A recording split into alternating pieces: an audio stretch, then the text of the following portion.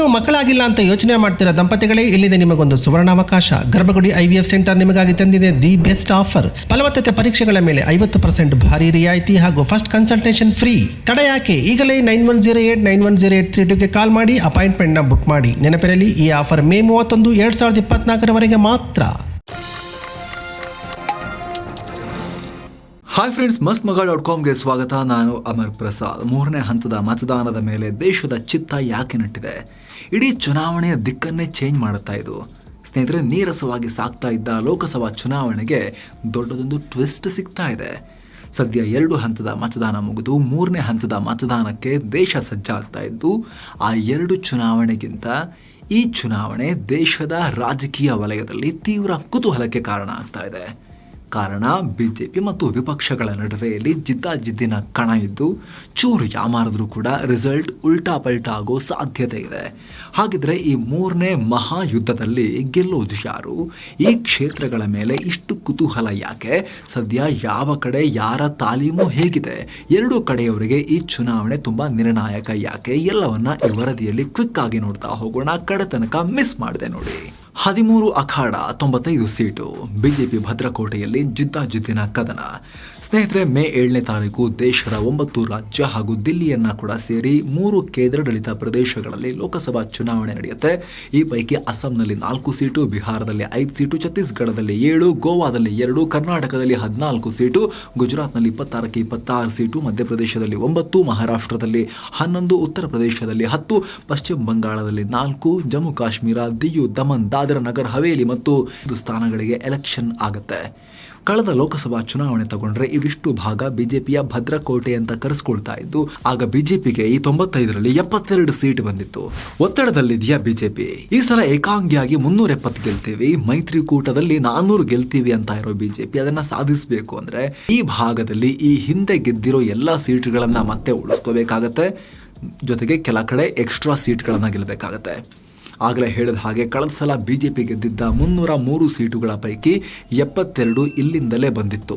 ಜೊತೆಗೆ 303ರಿಂದ 370 ಸೀಟಿಗೆ ಏರಬೇಕು ಅಂತ ಹೇಳಿದ್ರೆ ಆ ಎಲ್ಲ ಸೀಟುಗಳನ್ನು ಮತ್ತೆ ಗೆದ್ದು ಎಕ್ಸ್ಟ್ರಾ ಸೀಟುಗಳನ್ನು ಕೂಡ ಗೆಲ್ಲಬೇಕಾಗತ್ತೆ. ಸದ್ಯಕ್ಕೆ ಗುಜರಾತ್ ಒಂದನ್ನು ಹೊರತುಪಡಿಸಿ ಇನ್ನುಳಿದ ಕಡೆ ಬಿಜೆಪಿ ಎದುರಾಳಿಗಳಿಂದ ಜೋರಾದ ಸ್ಪರ್ಧೆಯನ್ನ ಫೇಸ್ ಮಾಡ್ತಾ ಇದೆ. ಹಾಗಂತ ಬಿಜೆಪಿಯಲ್ಲಿ ಈ ಸಲ ಕುಸಿದು ಹೋಗಿದೆ ಅಂತಲ್ಲ.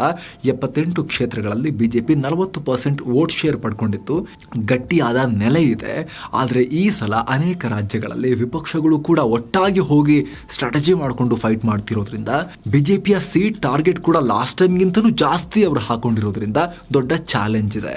ಈಗ ಕರ್ನಾಟಕವನ್ನೇ ತಗೊಂಡ್ರೆ ಕಳೆದ ಸಲ ಉತ್ತರ ಕರ್ನಾಟಕ ಭಾಗವನ್ನ ಬಿಜೆಪಿ ಕ್ಲೀನ್ ಸ್ವೀಪ್ ಮಾಡಿತ್ತು. ಕರ್ನಾಟಕದ ಮಟ್ಟಿಗೆ 2ನೇ ಹಂತ ಚುನಾವಣೆ ನಡೆಯುತ್ತಿರೋ 14ಕ್ಕೆ 14 ಸೀಟುಗಳನ್ನ ಕೂಡ ಬಿಜೆಪಿ ಸ್ವೀಪ್ ಕ್ಲೀನ್ ಗೆದ್ದಿತ್ತು.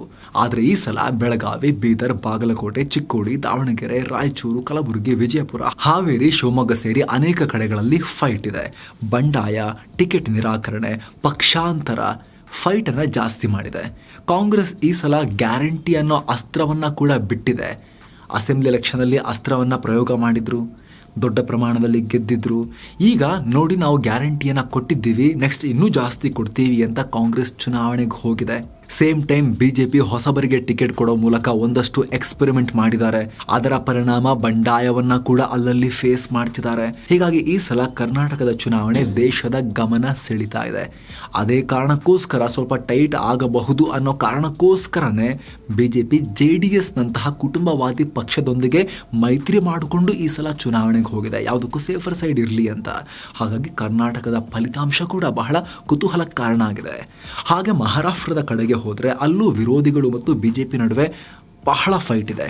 ಈಗ ನಾವು ಹೇಳ್ತಿರೋ ಎಲ್ಲ ಪ್ರದೇಶಗಳ ಪೈಕಿ ಬಿಜೆಪಿಗೆ ಅತ್ಯಂತ ಟೈಟ್ ಫೈಟ್ ಇರುವಂತಹ ರಾಜ್ಯ ಅಂದರೆ ಅದು ಮಹಾರಾಷ್ಟ್ರ. ಮಹಾರಾಷ್ಟ್ರದ 11 ಸೀಟಿಗೆ ಎಲೆಕ್ಷನ್ ಆಗುತ್ತೆ. ಈ 3ನೇ ಹಂತದಲ್ಲಿ NCP, ಶಿವಸೇನೆ, ಕಾಂಗ್ರೆಸ್ 3 ಪಕ್ಷಗಳು ಸೇರಿ ಬಿಜೆಪಿಯನ್ನ ಫೇಸ್ ಮಾಡ್ತಿವೆ. ಈ 11ರ ಪೈಕಿ ಬಿಜೆಪಿ 7 ಸೀಟಲ್ಲಿ ಸ್ಪರ್ಧೆ ಮಾಡ್ತಾ ಇದೆ. ಅದನ್ನು ಬಿಟ್ಟರೆ ಏಕನಾಥ್ ಶಿಂದೆ ಶಿವಸೇನೆ ಬಣ 3 ಮತ್ತು ಅಜಿತ್ ಪವಾರ್ ಬಣದ NCP 1 ಕ್ಷೇತ್ರದಲ್ಲಿ. ಇತ್ತ ಕಾಂಗ್ರೆಸ್ 3 ಕ್ಷೇತ್ರದಲ್ಲಿ ಸ್ಪರ್ಧೆ ಮಾಡ್ತಾ ಇದ್ರೆ ಶರದ್ ಪವಾರ್ ಬಣದ ಎನ್ಸಿಪಿ ಮತ್ತು ಉದ್ಧವ್ ಠಾಕ್ರೆ ಬಣದ ಶಿವಸೇನೆ ತಲಾ 4 ಕ್ಷೇತ್ರಗಳಲ್ಲಿ ಸ್ಪರ್ಧೆ ಮಾಡ್ತಿದ್ದಾರೆ. ಬಿಜೆಪಿ ಈ ಸಲ ಶಿವಸೇನೆ ಮತ್ತು ಎನ್ಸಿಪಿಯನ್ನ ಕಿತ್ತುಕೊಂಡು ಬಂದಿರೋದ್ರಿಂದ, ತುಂಡು ಮಾಡಿರೋದ್ರಿಂದ ನಮ್ಮ ಬಲ ಇನ್ನು ಜಾಸ್ತಿ ಆಗಿದೆ ಅಂತ ಹೇಳ್ತಾ ಇದ್ರೆ, ಆ ಕಡೆ ಠಾಕ್ರೆ ಬಣಕ್ಕೆ, ಶರದ್ ಪವಾರ್ ಬಣಕ್ಕೆ ಆಯಾ ಪಕ್ಷಗಳ ಮೂಲ ಮತದಾರರು ಒಂದು ರೀತಿ ಸಿಂಪತಿ ತೋರಿಸ್ತಿದ್ದಾರೆ ಅನ್ನೋ ವಿಚಾರ ಕೂಡ ಚರ್ಚೆಗೆ ಬರ್ತಾ ಇದೆ. ಇವ್ರ ಪಾರ್ಟಿನೇ ತುಂಡಾಯಿತು, ಇವ್ರ ಪಾರ್ಟಿ ಸಿಂಬಲ್ ಕೂಡ ಕಳ್ಕೊಂಡ್ರು, ಇವ್ರ ಪಕ್ಷವನ್ನು ಹೊಡೆದು ಇವ್ರನ್ನೇ ಹೊರಗೆ ಹಾಕಲಾಯಿತು, ಆ ರೀತಿಯ ಸ್ವಲ್ಪ ಸಿಂಪತಿ ವರ್ಕ್ ಆಗ್ತಿರಬಹುದು ಅಂತ. ಯಾಕಂದ್ರೆ ಅಜಿತ್ ಪವಾರ್ ಬಣದ ಎನ್ಸಿಪಿಯ ಲೀಡರೇ ಆಗಿರೋ ಛಗನ್ ಭುಜಬಲ್ ಅವರೇ ಈ ವಿಚಾರವನ್ನ ಹೇಳಿದ್ದಾರೆ. ಇವರ ಎದುರಾಳಿಗಳಿಗೆ ಅಂದರೆ ಉದ್ಧವ್ ಠಾಕ್ರೆ ಬಣಕ್ಕೆ, ಶರದ್ ಪವಾರ್ ಬಣಕ್ಕೆ ಸಿಂಪತಿ ವರ್ಕೌಟ್ ಆಗ್ತಿರ್ಬೋದು ಅಂತ. ಹಾಗಾಗಿ ತುಂಬ ಇಂಪಾರ್ಟೆಂಟ್ ಇದು, ಹಾಗೆ ನೆಗ್ಲೆಕ್ಟ್ ಮಾಡೋಕ್ಕಾಗೋದಿಲ್ಲ.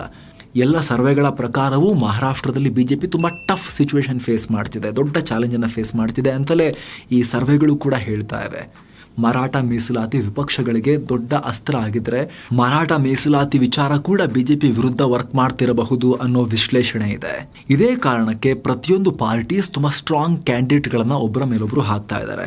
ಶರದ್ ಪವಾರ್ ಮಗಳು ಸುಪ್ರಿಯಾ ಸುಳೆ ವಿರುದ್ಧ ಅಜಿತ್ ಪವಾರ್ ತಮ್ಮ ಪತ್ನಿಯನ್ನ ಕಣಕ್ಕಿಳಿಸಿದ್ದಾರೆ. ಕೇಂದ್ರ ಸಚಿವ ನಾರಾಯಣ್ ರಾಣೆ ವಿರುದ್ಧ ಠಾಕ್ರೆ ಬಣದ ಶಿವಸೇನೆ ವಿನಾಯಕ್ ರಾವತ್ರನ್ನ ಕಣಕ್ಕಿಳಿಸಿದೆ. ಹೀಗೆ ದೊಡ್ಡ ದೊಡ್ಡ ಮುಖಗಳು ಈ ಬಾರಿ ಎಲೆಕ್ಷನ್ ಅನ್ನ ಪ್ರತಿಷ್ಠೆಯಾಗಿ ತಗೊಂಡಿರೋದ್ರಿಂದ ಮಹಾರಾಷ್ಟ್ರ ಕೂಡ ದೊಡ್ಡ ಪ್ರಮಾಣದ ಕುತೂಹಲವನ್ನು ಕೆರಳಿಸಿದೆ. ನಮ್ಮ ಪ್ರಕಾರ ಅಂತೂ ಎಲ್ಲ ರಾಜ್ಯಗಳಿಗಿಂತ ಅತಿ ಹೆಚ್ಚು ಕುತೂಹಲ ಇರೋದು ಮಹಾರಾಷ್ಟ್ರದ ಬಗ್ಗೆನೇ. ಉತ್ತರ ಪ್ರದೇಶದ ಕಥೆ ನೋಡಿದ್ರೆ ಅಲ್ಲಿ ಈ ಸಲ 10 ಕ್ಷೇತ್ರಗಳಿಗೆ ಚುನಾವಣೆ ನಡೆಯುತ್ತೆ. ಬಿಜೆಪಿ 10ಕ್ಕೆ 10 ಕ್ಷೇತ್ರಗಳಲ್ಲಿ ಸ್ಪರ್ಧೆ ಮಾಡ್ತಾ ಇದೆ. ಕಾಂಗ್ರೆಸ್ 1ರಲ್ಲಿ, ಎಸ್ಪಿ 9 ಕ್ಷೇತ್ರಗಳಲ್ಲಿ. ಈ ಪೈಕಿ ಸಂಬಾಲ್, ಫತೇಪುರ್ ಸಿಕ್ರಿ, ಮೇನ್ಪುರಿ, ಆಂಗ್ಲಾದಲ್ಲಿ ಟ್ರಯಾಂಗುಲರ್ ಫೈಟ್ ಆಗೋ ನಿರೀಕ್ಷೆ ಇದೆ ಅಂತ ಯುಪಿ ವಿಶ್ಲೇಷಕರು ಹೇಳ್ತಿದ್ದಾರೆ. ಅಂದ್ರೆ INDIA ಕೂಟ BSP ಮತ್ತು ಬಿಜೆಪಿ ಇಲ್ಲಿ ಬಡಿದಾಡ್ತಿದ್ದಾರೆ. ಅದನ್ನು ಬಿಟ್ಟರೆ ಹತ್ರಸ್, ಫಿರೋಜಾಬಾದ್, ಇಟಾ, ಬದೌನ್ನಲ್ಲಿ ಬಿಜೆಪಿ ಮತ್ತು ಸಮಾಜವಾದಿ ಪಾರ್ಟಿ ನಡುವೆ ನೇರ ಹಣಾಹಣಿ.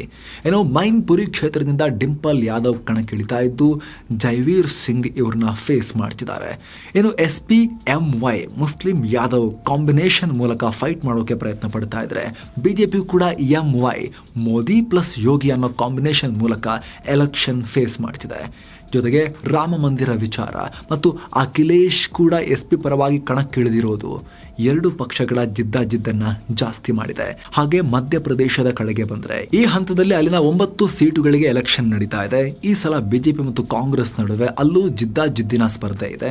ಕಳೆದ ವರ್ಷವೇ ಬಿಜೆಪಿಯಲ್ಲಿ ಮತ್ತೆ ಅಧಿಕಾರಕ್ಕೆ ಬಂದಿರೋದ್ರಿಂದ ಮತ್ತು ಹಿಂದಿ ಹಾರ್ಟ್ಲ್ಯಾಂಡ್ ನಲ್ಲಿ ಇದು ಕೂಡ ಬರೋದ್ರಿಂದ, ಮೋದಿಯ ಪ್ರಭಾವ ಕೂಡ ಅಲ್ಲಿ ಜಾಸ್ತಿ ಇರೋದ್ರಿಂದ ಅಗೇನ್ ಈ ಲೋಕಸಭಾ ಚುನಾವಣೆಯಲ್ಲೂ ಬಿಜೆಪಿಗೆ ಹೆಚ್ಚಿನ ಚಾನ್ಸ್ ಅನ್ನ ಅಲ್ಲಿ ಎಲ್ಲ ಸರ್ವೆಗಳು ಕೂಡ ತೋರಿಸ್ತಾ ಇವೆ.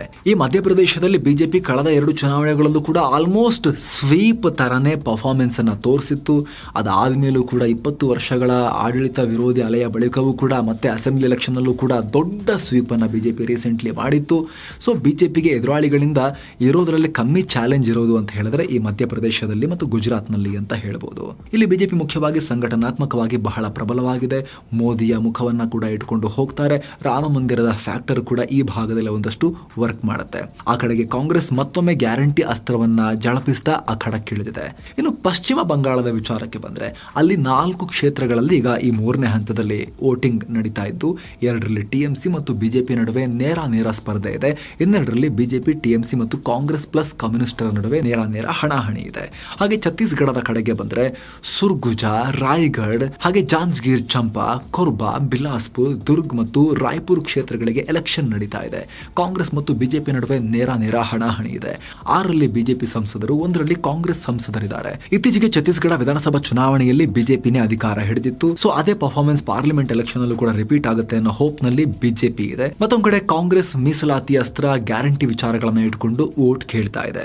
ಇನ್ನು ಗೋವಾ ಕಡೆಗೆ ಬಂದ್ರೆ ಕಳೆದ ಸಲ 1 ಸೀಟಲ್ಲಿ ಕಾಂಗ್ರೆಸ್, 1 ಸೀಟಲ್ಲಿ ಬಿಜೆಪಿ ಗೆದ್ದಿದ್ರು. ಈ ಸಲ ಹೇಗಾದ್ರೂ ಮಾಡಿ 2 ಸೀಟನ್ನ ಗೆಲ್ಲಬೇಕು ಅಂತ ಬಿಜೆಪಿ ಪ್ರಯತ್ನ ಪಡ್ತಾ ಇದೆ.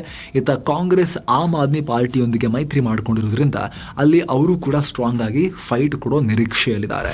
ಯಾರ ಸ್ಟ್ರೆಂತ್ ಹೇಗಿದೆ? ಹಿಂದಿನ ಉದಾಹರಣೆಗಳನ್ನ ತಗೊಂಡಾಗ ಈ ಕ್ಷೇತ್ರಗಳಲ್ಲಿ ಬಿಜೆಪಿ ಪ್ರಾಬಲ್ಯ ಜಾಸ್ತಿ ಆಗಿರುವುದೇ ಕಾಣ್ತಾ ಇದೆ.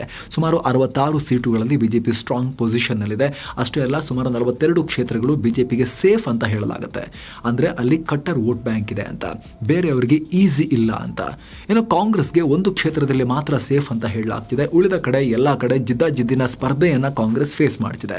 ಇಲ್ಲಿ ಬಿಜೆಪಿಯ 42 ಕ್ಷೇತ್ರ ಸೇಫ್ ಅಂದರೆ ಅಲ್ಲಿ ಗುಜರಾತ್ ಕೂಡ ದೊಡ್ಡ ಪಾಲಿದೆ ಅನ್ನೋದನ್ನ ಗಮನಿಸಬೇಕು. ಯಾಕಂದ್ರೆ ಕಳೆದ 2 ಸಲವೂ ಬಿಜೆಪಿ ಗುಜರಾತನ್ನ ಕ್ಲೀನ್ ಸ್ವೀಪ್ ಮಾಡಿ ಭದ್ರಾ ಕೋಟೆಯನ್ನಾಗಿ ಮಾಡಿಕೊಂಡಿದೆ. ಸೊ ಈಗ ಬರ್ತಿರೋ ಸರ್ವೆಗಳು ಕೂಡ ಗುಜರಾತಲ್ಲಿ ಬಿಜೆಪಿಗೆ ಅಂತ ದೊಡ್ಡ ಚಾಲೆಂಜ್ ಅನ್ನ ತೋರಿಸ್ತಾ ಇಲ್ಲ ಪ್ರತಿಪಕ್ಷಗಳಿಂದ. ಅಗೇನ್ ಬಿಜೆಪಿ ಸ್ವೀಪ್ ಮಾಡುತ್ತೆ ಅನ್ನೋ ರೀತಿನೇ ಸರ್ವೆಗಳು ಹೇಳ್ತಿವೆ. ಹೀಗಾಗಿ ಗುಜರಾತ್ನ ಎಲ್ಲ ಕ್ಷೇತ್ರಗಳು ಬಿಜೆಪಿಗೆ ಸೇಫ್ ಅಂತ ಕನ್ಸಿಡರ್ ಮಾಡಲಾಗ್ತಿದೆ. ಸೊ ಅದನ್ನು ಬಿಟ್ಟರೆ ಮಧ್ಯಪ್ರದೇಶ, ಯುಪಿ, ಮಹಾರಾಷ್ಟ್ರ ಮತ್ತು ಕರ್ನಾಟಕದ ಕೆಲವೊಂದು ಸೀಟುಗಳು ಬಿಜೆಪಿಗೆ ಗಟ್ಟಿ ನೆಲೆ ಇದೆ ಅಂತ ಕನ್ಸಿಡರ್ ಮಾಡಲಾಗ್ತಿದೆ. ಅದೇ ದೊಡ್ಡ ಚಾಲೆಂಜ್ ಇರೋದು ಮಹಾರಾಷ್ಟ್ರ ಮತ್ತು ಕರ್ನಾಟಕದಲ್ಲಿ ಪ್ರತಿಪಕ್ಷಗಳ ಕೂಟದಿಂದ. ಏನು ಆಡಳಿತ ವಿರೋಧಿ ಅಲೆಯನ್ನ ಈ ಕ್ಷೇತ್ರಗಳಲ್ಲಿ ಯಾರು ಮೆಟ್ಟಿ ನಿಂತಿದ್ದಾರೆ ಅಂತ ನೋಡಿದ್ರೆ 2009ರಿಂದ ಬಿಜೆಪಿ ಸುಮಾರು 24 ಸೀಟಲ್ಲಿ ನಿರಂತರ 2ನೇ ಸಲ ಗೆದ್ದಿದೆ. ಕಾಂಗ್ರೆಸ್ 8ರಲ್ಲಿ ಮಾತ್ರ 2ನೇ ಸಲ ಅಂದರೆ ಕಂಟಿನ್ಯೂಸ್ಲಿ ಇನ್ನೊಂದು ಬಾರಿಗೆ ಆಯ್ಕೆಯಾಗಿದೆ. ಇನ್ನು 2009ರಿಂದ ಯಾವ ಕ್ಷೇತ್ರಗಳಲ್ಲಿ ಪಕ್ಷಗಳು ಕಳಪೆ ಪ್ರದರ್ಶನ ಮಾಡಿವೆ ಅಂದರೆ 2009ರಿಂದ ಇಲ್ಲಿ ತನಕ ಕಾಂಗ್ರೆಸ್ 44 ಸೀಟಲ್ಲಿ ಒಂದು ಸಲನೂ ಗೆದ್ದಿಲ್ಲ. ಹಾಗೆ ಬಿಜೆಪಿ 2 ಕಡೆ ಮಾತ್ರ ಈ ಪರಿಸ್ಥಿತಿಯನ್ನು ಅನುಭವಿಸ್ತಾ ಇದೆ. ಇಲ್ಲಿ ಗಮನಿಸಬೇಕಾಗಿರೋ ಇನ್ನೂ ಒಂದು ಅಂಶ ಅಂದರೆ ಸುಮಾರು 6 ಕ್ಷೇತ್ರಗಳಲ್ಲಿ 3%ಗಿಂತಲೂ ಕಮ್ಮಿ ಓಟಲ್ಲಿ ಪಕ್ಷಗಳು ಗೆದ್ದಿದ್ದಾವೆ. ಪಶ್ಚಿಮ ಬಂಗಾಳದಲ್ಲಿ, ಗೋವಾದಲ್ಲಿ, ಛತ್ತೀಸ್ಗಢದಲ್ಲಿ ತಲಾ 1 ಸೀಟಲ್ಲಿ ಕಾಂಗ್ರೆಸ್ ಕಳೆದ ಸಲ ಕಮ್ಮಿ ಅಂತರದಲ್ಲಿ ಗೆಲುವನ್ನ ಕಂಡಿತ್ತು. ಹಾಗೆ ಯುಪಿಯ ಬದೌನ್ನಲ್ಲಿ ಮತ್ತು ಫಿರೋಜಾಬಾದ್ನಲ್ಲಿ ಬಿಜೆಪಿ ಗೆದ್ದಿದ್ದು ಕೂಡ ಕಮ್ಮಿ ಮತಗಳ ಅಂತರದಲ್ಲಿ.